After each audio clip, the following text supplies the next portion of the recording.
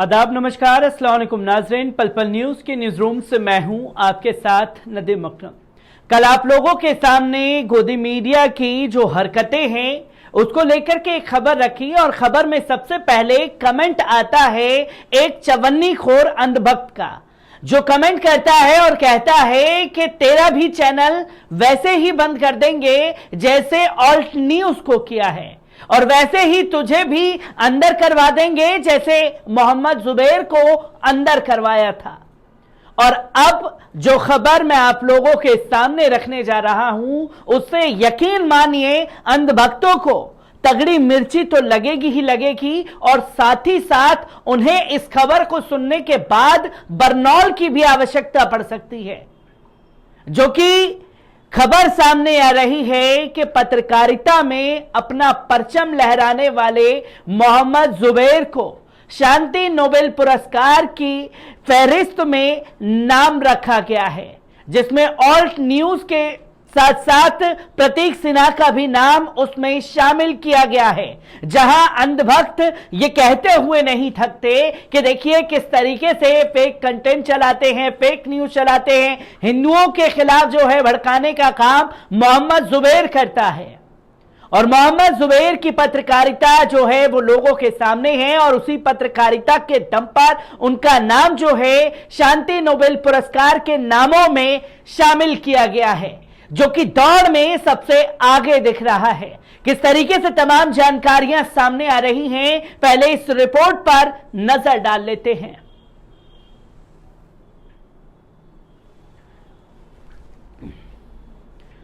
दुनिया के सबसे प्रतिष्ठित नोबेल शांति पुरस्कार का शुक्रवार को नॉर्वे की राजधानी ओस्लो में ऐलान किया जाएगा। रॉयटर्स के सर्वेक्षण के मुताबिक इस साल जिन लोगों के नाम सबसे ऊपर चल रहे हैं उनमें भारत की fact checking website Alt News के संस्थापक प्रतीक सिन्हा और मोहम्मद जुबैर भी शामिल हैं। नोबेल शांति पुरस्कार के विजेता का चयन नॉर्वे के नोबेल समिति के 5 सदस्यों की ओर से किया जाएगा।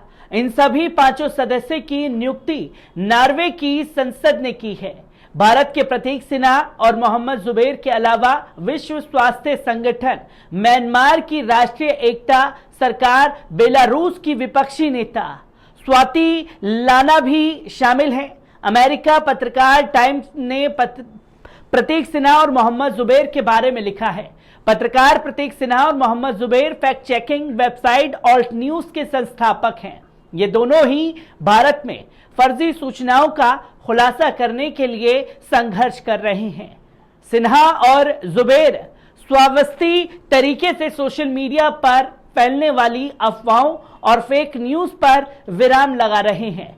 जुबैर को एक विवादित ट्वीट करने के आरोप में जून महीने में अरेस्ट किया गया था। हालांकि बाद में उन्हें कोर्ट से जमानत मिल गई।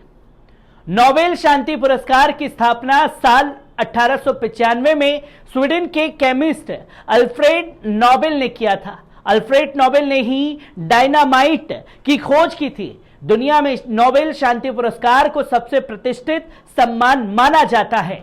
इस पुरस्कार को उस व्यक्ति को दिया जाता है जिसने मानवता के लिए सबसे हितकारी काम किया है।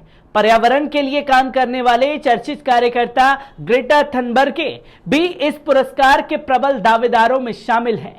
भारत में नोबेल शांति पुरस्कार विजेता लोगों में मिशनरीज ऑफ चैरिटीज की मदर टेरेसा और कैलाश सत्यार्थी शामिल हैं। इस बीच मंगलवार को फ्रांस में जन्मे एलेन स्पिट, अमेरिकी जॉन क्लोजर और ऑस्ट्रेलियाई वैज्ञानिक एंटन जिलिंगर को भी भौतिक के नोबेल पुरस्कार से सम्मानित किया गया है। उनमें से प्रत्येक ने उलझी हुई क्वांटम अवस्थाओं का उपयोग करते हुए अभूतपूर्व प्रयोग किए हैं, जहां 2 कण अलग होने पर भी एक इकाई की तरह व्यवहार करते हैं।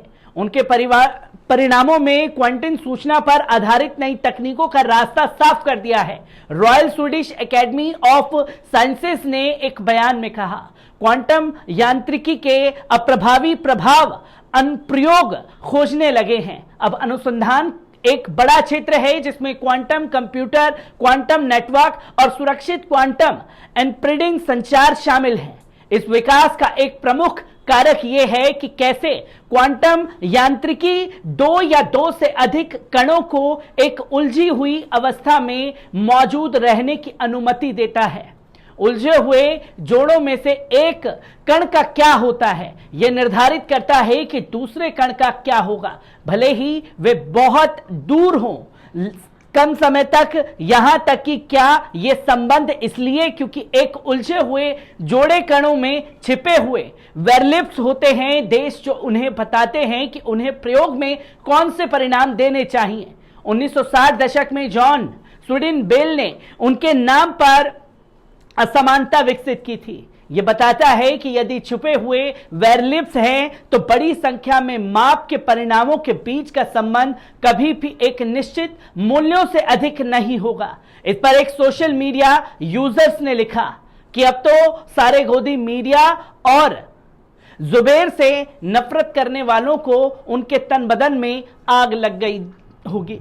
माशाअल्लाह जुबैर, आप इसी तरह फैक्ट चेक करते रहिए और झूठ और प्रोपागेंडा को सामने लाते रहिए और नफरत को बढ़ने से रोकिए, क्योंकि झूठ और फेक न्यूज से ही नफरत ज्यादा फैलती है, जिसकी तस्वीरें लोगों के सामने आ रही हैं।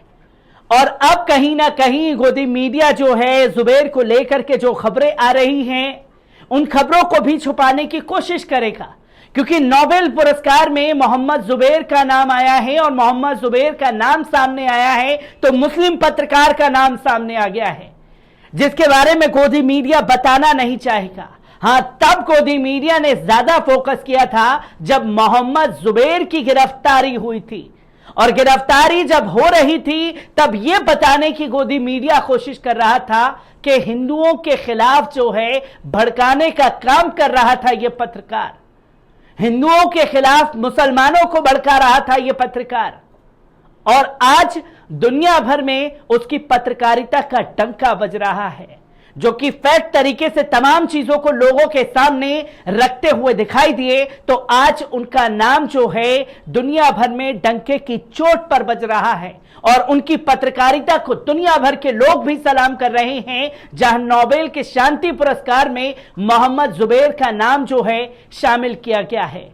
इसी के साथ साथ प्रतीक सिन्हा ने जिस तरीके से मोहम्मद जुबैर का साथ दिया और एक साथ कंधे से कंधा मिला करके मोहम्मद जुबैर के साथ खड़े रहे, उसकी भी प्रशंसा हर तरफ हो रही है, क्योंकि देश का नाम सम्मान बढ़ाने का काम जो है वो मोहम्मद जुबैर द्वारा किया गया है। और जब शांति नोबेल पुरस्कार मोहम्मद जुबैर को मिलेगा तो तमाम लोगों की छाती पर जो है वो सांप उलटता हुआ दिखाई देगा। मैं तमाम तस्वीरों से आपको रूबरू कराता रहूंगा। दीजिए इजाजत, शुक्रिया।